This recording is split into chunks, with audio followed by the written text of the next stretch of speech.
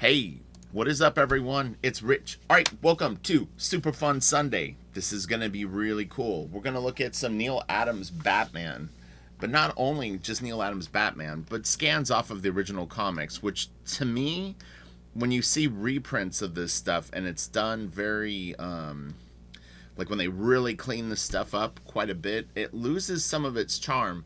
So whenever I'm seeking out files of these books, I really do prefer even an average quality scan of the newsprint versions just looks so sexy, as Todd McFarlane would say.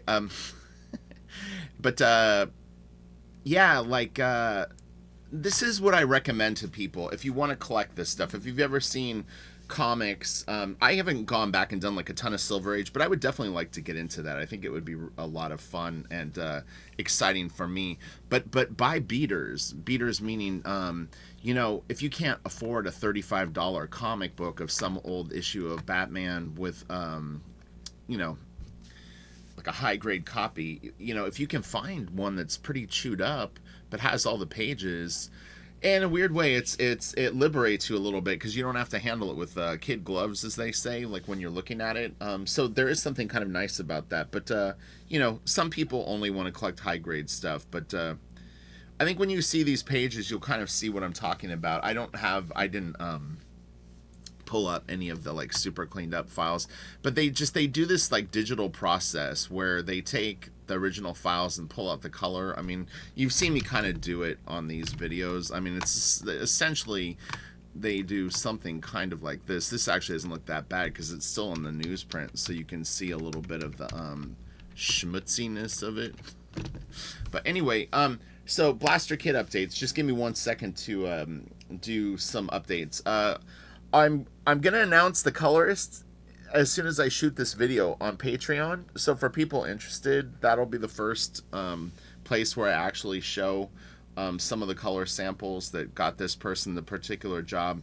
I think tomorrow I'll do a YouTube video. It'll be a short one where I show their work. But yeah, I mean the person has been picked. So again, I can't thank everyone enough for submitting samples. It was really impressive to see everyone's work. I had mentioned before there was 87 different color samples submitted, so it was a lot to go through, but it was pretty clear people who were going close to what I had kind of explained in the video, and you know, the person that got it just kind of went a little bit above and beyond, and you know, it was an easy choice for me when I saw their work. So anyway, all right, let's get into Neal Adams Batman Super Fun Sunday. What is it going to be? It's going to be super fun. All right, enough of that. I missed you guys this week. I've been so busy. So this is Batman with Robin, the Teen Wonder, issue 237.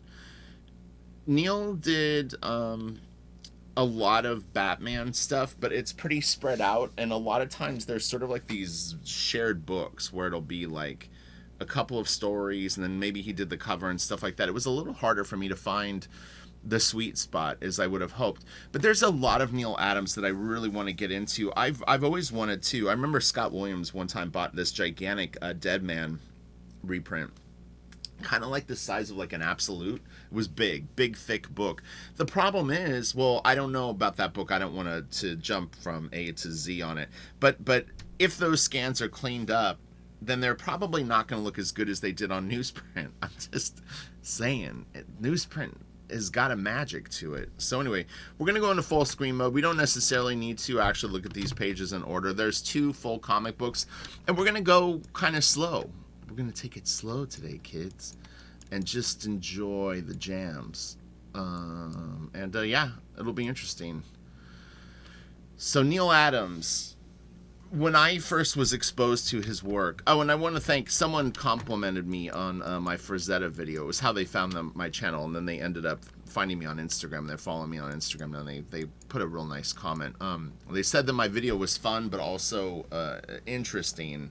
And I do try to keep it interesting. There are definitely times where I'm out of my comfort zone in terms of a knowledge base. So for me, I don't know a lot about Neal Adams in this period of his work. I don't know really much about Neal Adams in general. I know he's a great artist. I know he's highly influential. The first stuff that I ever saw of Neal Adams was work that he was doing through Continuity, which I did like.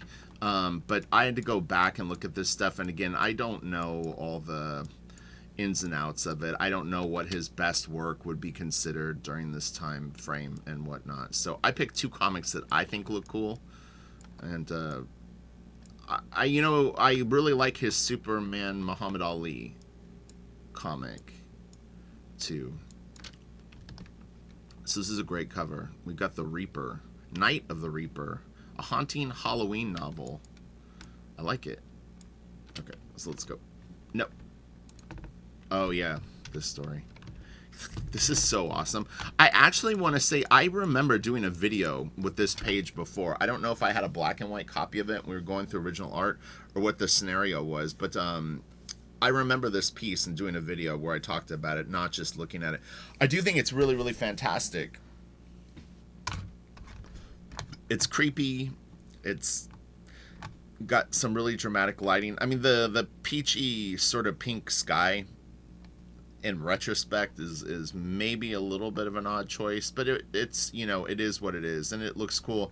And so this is inked by Dick Giordano, who's an awesome artist in his own right. And I met him at Wildstorm. He was actually, I will say this, he was one of the first like what I would consider really like legendary Silver Age artist, I guess. Would he be considered Silver Age? Not bronze. I think would be considered a Silver Age artist. He was the first really, really famous Silver Age artist that I ever met, and it was really exciting. And it was cool. He just popped in. I don't know. A lot of times what would happen is right before San Diego Comic-Con, and I'm not saying that this is when he came in. I kind of don't think it was, actually. But a lot of times before, like, say, San Diego Comic-Con, people would come into town. They knew Wildstorm was in San Diego. La Jolla is a very, very beautiful place to just visit in general. So lots of people would pop in. But he came in, I think, for something else. It would have been probably in the early 2000s, but it was very exciting. I remember exactly where I met him. I met him in the hallway outside of my office. I happened to be walking out, and they were giving him a tour, and I saw him, and they said, "Hey, this is Dick Giordano," and I was like, "Holy moly, nice to meet you, sir. You are awesome." So it was neat. Neato. All right, let's keep going. Oh, yeah, this spread. Again, this could be going out of order. I'm not 100% sure this is from the same comic. This is great, though, and this actually really reminds me of the Superman Muhammad Ali comic. There's a street scene that he did in that book that's very, very cool. This is a 2-page spread. We'll get to it in a second. But, Neal actually has been pretty open about, like, using reference and stuff like that, and even repurposing his own art. It's a bit of an old school illustrator type attitude to it, which is, it's a job. I'm going to get this shit done. Neal can draw his ass off, though, just to be clear. So I'm not saying that he would swipe this stuff, but it wasn't past Neal to just take a photo and lightbox it and then do his thing on top of it. So he says it. It's not like I'm like picking it out of his work, but he gets a very naturalistic quality of that. And you will see actually panels in this book that, or in these comics that we're going to go through, the close-up shots of faces that do look like they may have been photo referenced to some extent, but it doesn't completely pull me out of the moment. I mean, that's the thing with any sort of tool or accessory that you're going to use with your art to create it, and especially now with all the digital workflow stuff that we have at our hands. You want to incorporate it in a way that looks naturalistic. If you're going to use 3D models, you want to make sure that it looks naturalistic. If you're going to use photo reference, you want to make sure it looks naturalistic. Whatever the mishmash of it. I can still spot it in people's stuff, and it's not like the biggest deal.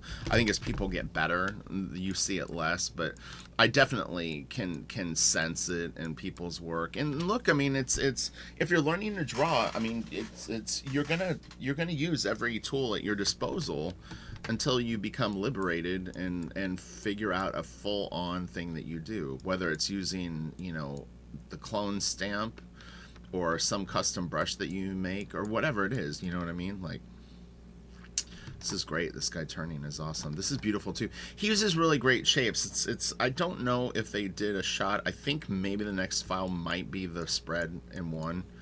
Let's see. No, it's not. So this was the thing. This kind of reminds me of like Bill Sienkiewicz on Moon Knight and stuff like that, where you could definitely tell that like a photo was involved. But like, you know, something like this, Neal probably could just knock this shit out, which is really, really impressive. He does great sleeves. Like, this is really, really nice right here. I've been trying to look at more and more, not even just different stuff, but stuff that's loose, that's tight, that's cartoony, like really covering like a wide variety of things, not just for YouTube, but just in general when I'm like chilling, and just kind of absorbing it all. He does great boots too. Look at this guy's shoe right here. The way that he lit it and stuff like that is actually very, very cool. Was drawing a bunch of stuff yesterday, and I had to do a foot in a very similar position. The leg wasn't. The leg was more outstretched this way, but it's interesting to see how he lights the material. Nice hair on Robin here. That's a cool down shot too. Nice big popped out lower lip. He sort of de-emphasizes the top lip. It's all looking good. Looking good, Mr. Adams. Looking good. Alright, let's continue. Whoa.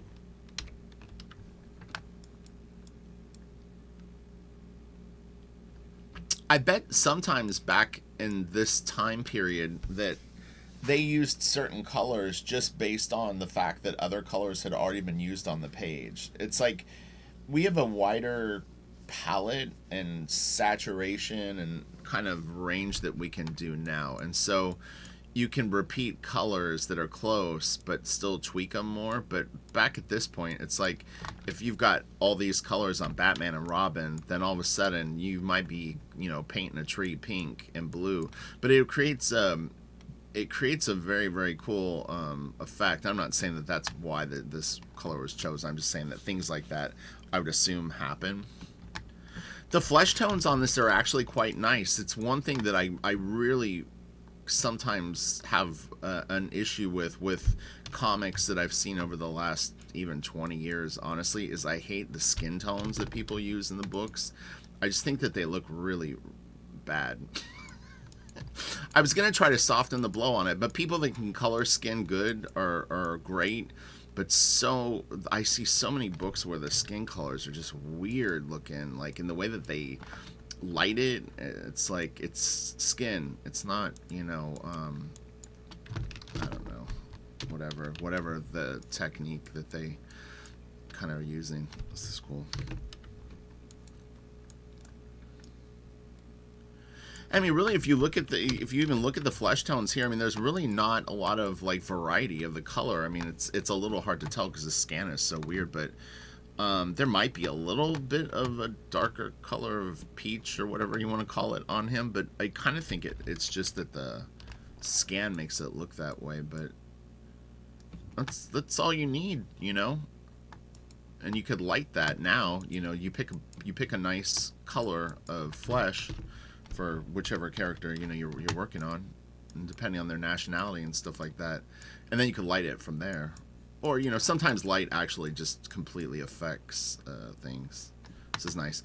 It's funny because seeing that cape, it reminds me of the Batman cape dilemma. I think I've asked this in other videos. What's your Batman cape? Is it a one-size cape that is functional? Is it I don't know if you would call this the Marshall Rogers, like Neal Adams cape, or I don't know where this originates from. It could even go back much further than that for all I know. Or do you like a cape like that can change sizes, you know? The cape that's like, sometimes it's like a normal size cape, and other times it's like 40 feet long and it flies everywhere in the scene. What's your Batman cape? What about his ears? Long ears, short ears? What about his gear? Do you just give him the sort of, you know, what utility belt? There's so many things. It's like, I have to tell you, I'm very dramatically lit. Do, do, do, do. I always like these kind of shots. The outside the building with the shadow on the bricks. Robin. He's got problems. Is he in a house or is he in the hospital? I see a doctor, but I don't know. Oh, okay, this looks more like Wayne Manor. It's kind of a cool Batman. He's got a very interesting hand gesture there. Fling! This is cool. Really nice drawing here. Actually, let me do this. Let's see if this works.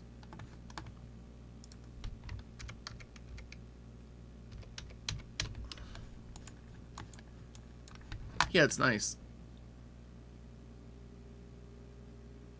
I like that he did this, like the lighting on this is very cool.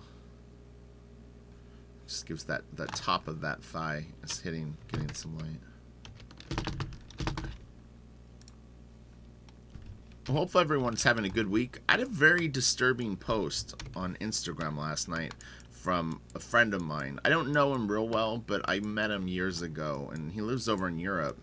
But he wrote, like, his story was like, I wrote him, I'm like, are you okay, dude? Because it was like, sounded like a pre-suicide note kind of thing. It was very, very weird. He didn't write back. I don't know what's going on with him, but people are on the edge right now, you know? And I understand that, and it's interesting. I'll pull out of this. I don't want this to be a depressing video, but I've had people say that they really appreciate that my channel is like fun, and they can use it as an escape and stuff like that. And so I say thank you. I think I had mentioned it in a more recent video about that too. But yeah, you know, I mean, it's like there's enough drama in the world, and everyone can feel stressed out. So this is just a fun place to look at comic art and chillax. Seeing was funny is seeing this panel and then just glancing at this, it reminded me of like those old, like the old comic memes where it's like actually like word balloons where they'd said stuff that at the time the phraseology was more normal, but now like you read it and it's like, oh man, that's a big boner, Batman, or you pulled the big boner. I was expecting to see that in the word balloon. Thank God it wasn't there.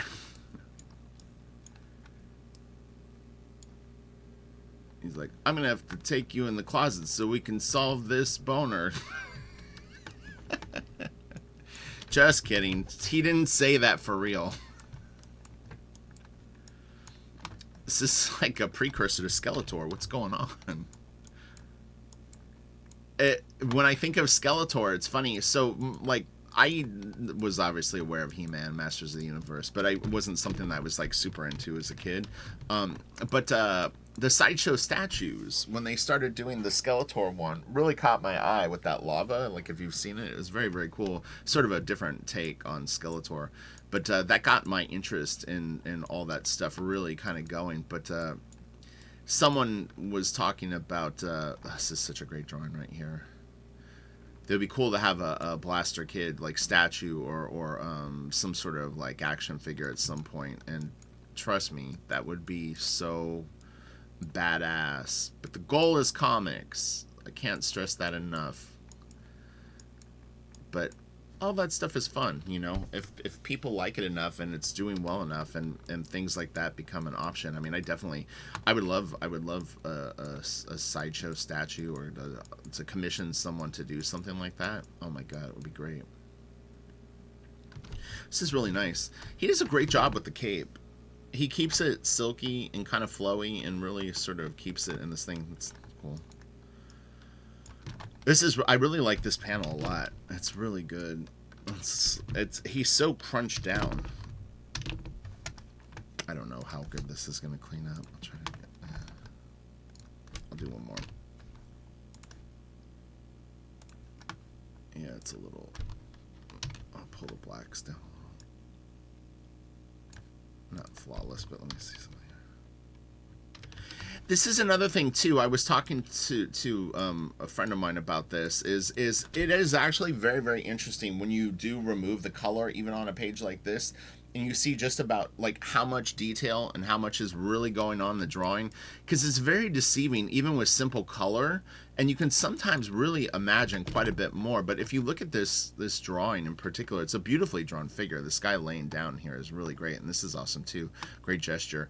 But you know, as we go back and you see it in color, I don't know why, but just it, you know, you would think that there's more. So it's fun. Well, I have a shortcut key that I'm using when I do this, but yeah, you just want to turn the file grayscale and then use the level tool and use the eyedropper on the far right when you click on levels, and that will pull gray out. Whatever gray you touch, it will remove it. So sometimes you have to adjust the settings because it could be a pixel ratio, meaning that it could be like 12 by 12 pixels, or it could be a singular pixel. So this is nice. Cool hands. He got that nice meaty thing right there. I mean, hands would be a good example with, like, going back to the reference thing, is it's not a bad idea if you are especially early in your penciling career and you need to do something with hands and you're not sure. You've got the greatest reference in the world right at your fingertips, literally. And everyone's got a cell phone, so you can always grab something and just have a friend or family member snap a quick photo of you holding it, or set up a timer on your phone yourself and do it. And just see what your hand is doing, and then just break it down into simple shapes. That's the thing. Hands aren't that hard unless you're trying to just draw them always out of your head at first. And even that, it's not a bad idea. I thought of this yesterday. I was going to recommend this to people.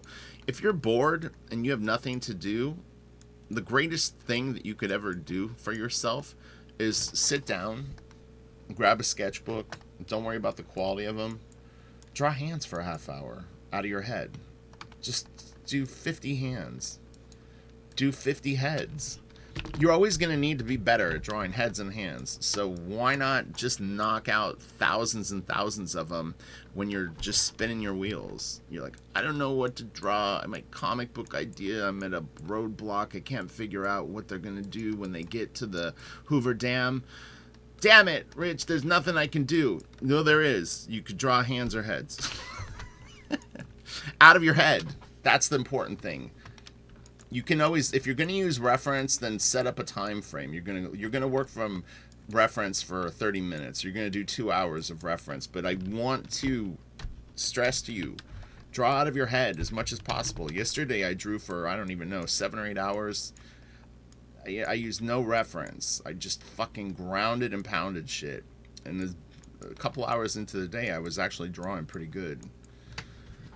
Sometimes you have to work for it. I call this the Eddie Van Halen scenario. And you're like, what? Eddie Van Halen? We're talking about comics, Rich. Stay on the subject, bastard. No, I saw it's on YouTube. It's an interview with Eddie Van Halen from like 1981. So he's 2 years into the hyperbolic atomic bomb that was Van Halen. The guy's at the top of his game. He's the greatest guitarist on the planet at that point, some might say. And the guy asked him, you writing on the road, Ed? What are you doing? Eddie plays guitar all the time back then. He literally probably never put the thing down. He said it took him 2 hours. 2 hours. This guy's a master of the instrument. He's got his 10,000 hours are in probably times 2 at that point. Maybe more. Who knows? He goes, I can't play anything worth a fucking damn until I've sat down with the instrument for a couple of hours. So to me, I went like, well, if I'm just a decent penciler or like an intermediate penciler, why would I expect that it would come easier for me than it would for someone that's a master of the instrument? So that always encouraged me, where it's like don't even judge the first couple hours that you sit down to draw, you know? Sit and just draw for a couple of hours and then start to muscle it, and see what happens. And as you get better, it will get better, just in general. It's just a natural progression of your work. You'll be able to sit down and draw better earlier in the day, but it doesn't necessarily mean that you'll be doing things that you like. Other people might see and go, oh man, that's really cool. But the nice thing is if you're sketching, you can always show all that stuff. Give it a few weeks, look at it with fresh eyes, and then pick the stuff that you'd like to share with your fan base. And I do see, and I credit all of you that are on Patreon or that follow my YouTube channel, and you guys are posting more. You know, I've always said that I follow thousands and thousands of people online. I really do. I don't even know how many people I follow on Instagram. It's a lot. Yeah, I'm noticing that a lot of you are hustling and stepping up your not only Instagram game, but people are getting on YouTube. Good for you. I've been encouraging this for 2 years. It was more of a soft sell, but soft sell. But I always did stress it, and I would always come back to it because I did think that it was very, very important. But you know what I mean? Like, I don't think people really fully grasp the importance of it. So yeah, you need to be out there. I use my hip-hop friends as an example. Like I said, I've got a bunch of friends that do hip-hop, and I told them, I said, look, I'm like, you need to get out there and really, really pound the pavement with your stuff. It's very, very important. This is a great drawing right here, because it's hard to build a fan base. You know, it's going to be a slow burn. You can't over promote early in your career. This is a great page too. The layout of this piece is really, really awesome. He's got this nice sweeping motion here, and then he brings you right around here. Do you see this? Feel this shape. So do you see? You go like this. He brings you around. You go like this way, and he takes you right in here, and then this leads you up to here and here. This pulls you back around. Do you see this? And this weapon flings you right to this guy's ass. And then we run off into the panel. It's really brilliantly laid out. Oh, this is the weapon. How funny. What did they put in the bag? What is this? Coins? He's gonna beat his dick. Dick, you've been beaten. Right? That's how they did it in the old days. Oh man, look at this. This is another great laid out page. Here we go. All right, watch this. So do you see this circular shape right here? He really, really creates this, but do you see it? It's here too. And this is classic fight stuff, which is the, I call it compression and then expansion, meaning that things will be tight together. You'll get tight shapes and then stretched out shapes. This is really fantastic right here, man. He swings you around like this, and then bam. And then this actually brings you back around this way, and we stop here. It's rare that we see pages like this, but people do it, and it's a totally legitimate form of storytelling. But yeah, he flings you through this panel this way, and then actually brings you back around this way with this guy hitting him, and then this character blocks you from going further this way. You see that? It's really nicely done. This is like you won't see this. I would say, man, based on all the art that we've looked at, this is like a 1 in 50 or a 1 in 100 that you'll see people actually do this on a bottom panel. But it works, you know. 5 could be an ad page. I picture this as a left page in the book. I don't know why. Just my instincts feel like it's like a left page, but I don't feel like the right page would have more art. I think it would be a stopper, but who knows. Oh, okay, here's the spread together. I thought that they had it. But yeah, the poses of those guys walking are very, very nicely done. It's very naturalistic.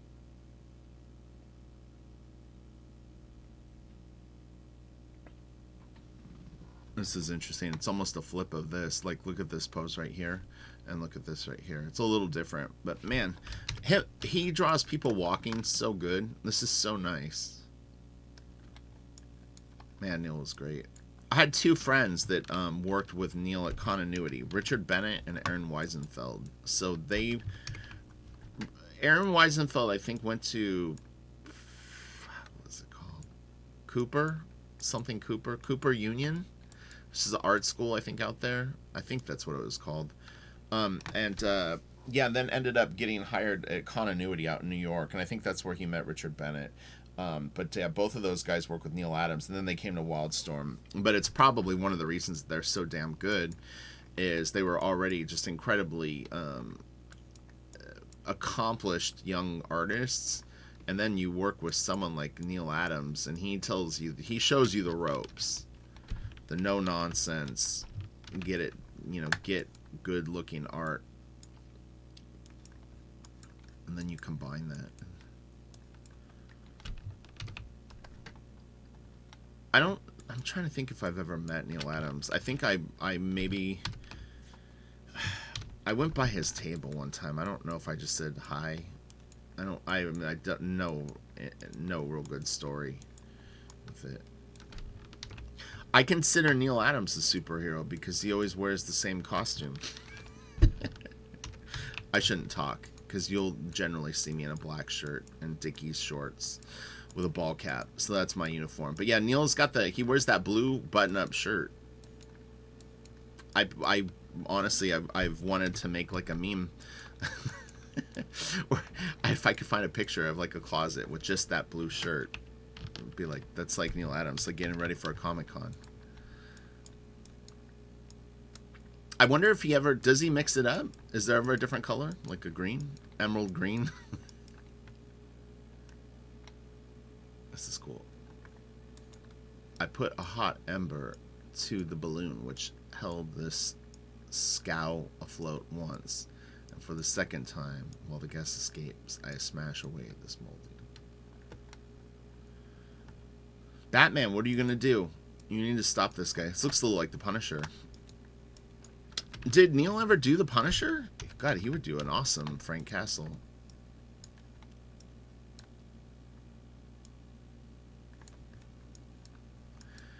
Wow, that's really cool. The tree is really close to the water. This is nice.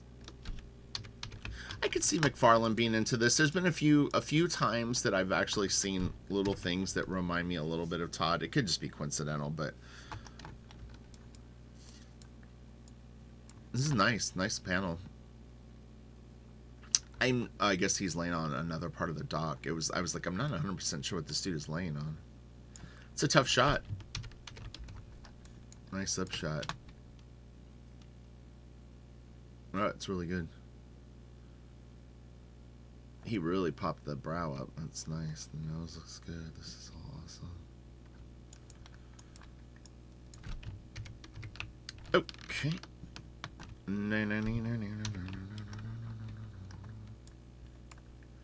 This is another one with a real nice layout. He's just got this beautiful, like, circular thing going on right here. You really just, it's like, it's fun. When I first looked at the page, I definitely was focused in on the car. Like, this really got me. But this is a nice motion. He's using very, very interesting storytelling again. He starts you here, and we swing through this. Do you see this? And then he brings you down here. This has got a nice strong shape which pulls you here. And this is a bit of a stop beat. We get him getting punched and then the gun fires. So it goes like that. But this is the motion that he wanted. As he swings you this way, he pulls you this way. We stop right here. Batman takes this guy out. Bam, the gun shoots. That's a stop beat right there. It's a square panel. Everything is telling you like pause. And then he brings you back into here and the action's back on. And then bam. So stop beat. We come back down here. I mean, he sort of brings you this way. That's real nice. He does some pretty unorthodox stuff, or you know what I mean, stuff that we don't see as much now. This is great. Man, that's a nice Batman. That hand is great too. Damn. Really, really cool shirt. I like it putting folds up here. It actually looks nice. This is good. Collars on shirts can be kind of a pain in the ass.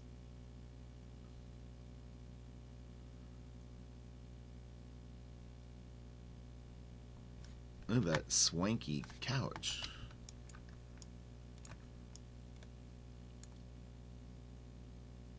Yeah, this is fun. Really, really great stuff. I knew this would be good. I was having trouble finding the Batman issues. I made the mistake. I went on Wikipedia and I was looking at like the list of stuff he had done, and I first was finding all the covers, which were cool, but I wanted interiors. And then I started looking through the Batman stuff, and I mean, some of the issues are a little more like it's not talking heads, but it's a lot of people standing around sort of having conversations in like rooms, and I was like, that's not so fun for a YouTube video. So I wanted something that was a little exciting. So for any hardcore Neal Adams fans, first I'll apologize that I drift in my videos and talk about other stuff. So You know, my apologies. And then also, if you have any other recommendations of favorite Neal Adams books that he's done, let me know, because I would definitely love to come back and look at more Neal Adams. These old ads are funny. I left a couple in just for fun.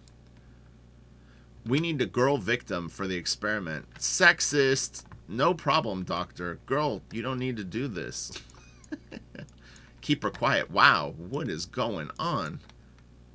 This sounds so horrible, it even scares a vampirella like me. Boop, boop, boop. Ooh, it's a playset? Damn, that's pretty cool.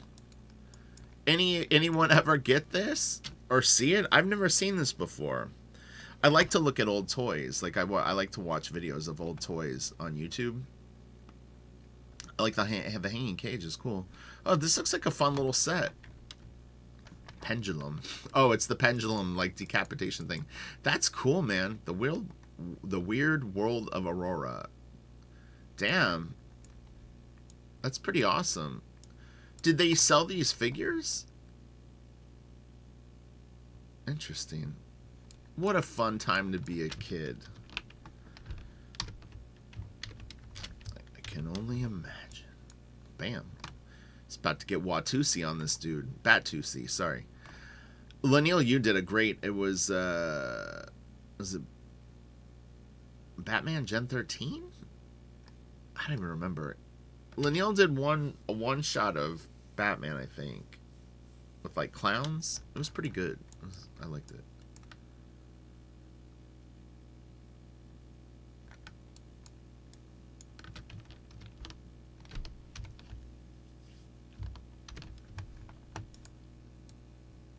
That's very Kevin Nolan. That's funny. Kevin Nolan definitely was a Neal Adams fan. That's hysterical. Wow, what a trip. That's really weird. It like if Kevin Nolan inked that, it would even look more Kevin Nolan-y.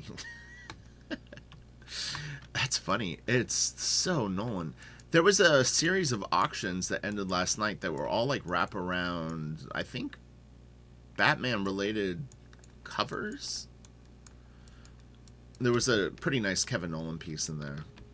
There may have been a Neal Adams. I was on my phone. It was super annoying to try to look through the auctions on a phone, so I was going to revisit it on my computer. It was like weird pop-ups, and like I had so many windows open trying to look through this stuff. It was getting frustrating. This is a really great Batman too. I love the way that he lights his arm and chest right here. This is great. That's really cool. It's funny. I was thinking of that kind of lighting, but like on the female form, and different ways to light like tops with the breast and stuff like that. Because if you have a lot of cast shadows and then you've got, you know, boobs, I mean it's a large shape on the chest, and man, you got to get the shadow looking cool, or it will make the shape look weird. Like this. You know what I'm saying? Like if he had the light source from up here or coming from down here, and all of a sudden you have shadows on the top of the breast, like, you know, it could open up a lot of cans of worms. This is great. I remember this. So I have looked through this book before. I definitely have. I remember this for sure. So somewhere on my YouTube channel, there's another Neal Adams video where I went over these. I don't remember if it was for Patreon or just public YouTube. That's funny. I think it's because I love this stuff so much. I mean, this is right up my alley. That's kind of cool. You can see the skull right there. Do you see the eyes, the nose, and then the mouth? Kind of hidden in the clouds. Creepy. All right. We're going to be wrapping this up. I think all we're going to have left is just a cover, and that will probably be it. I love you all. If someone's feeling down, don't feel down. Things are going to get better. Don't let all the media and fighting back and forth bring you down. Just come to my channel. Chill. There was what was he called? There was a YouTube channel that I used to watch. Robot. What was he called? He changed the name of his channel. He was a video game walkthrough guy. He would always say, grab a cup of hot cocoa and some popcorn. And then he would do, like, you know, his walkthrough video. What the hell was that guy's name? Robot? It wasn't Rad Brad. He was a smaller YouTuber, but he actually had a big following. But then just other YouTubers came up, and his channel started to sink, and then he got frustrated.